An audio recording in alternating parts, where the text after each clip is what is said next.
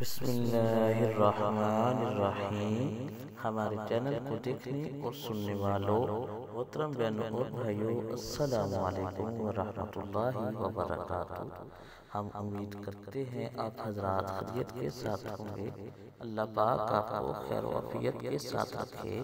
محترم بہنوں اور بھائیوں، آج ہم جس موضوع پہ بات کریں گے وہ رمضان شریف کی آخری حشرے کی دعا ہے۔ محترم بہنوں اور بھائیوں، یہ صرف دعا ہی نہیں ہے بلکہ اللہ پاک کے نیک بندوں کا بتایا ہوا ایک مجرب وظیفہ ہے۔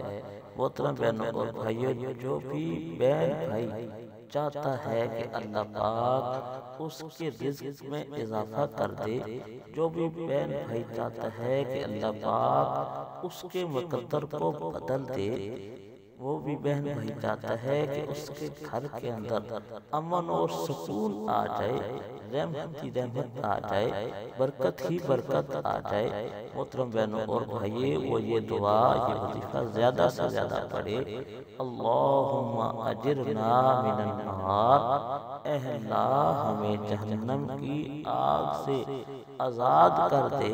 محترم بہنوں اور بھائیوں، اس وظیفہ کو، اس دعا کو عید الفطر تک یعنی چاند رات تک زیادہ سے زیادہ پڑھیں۔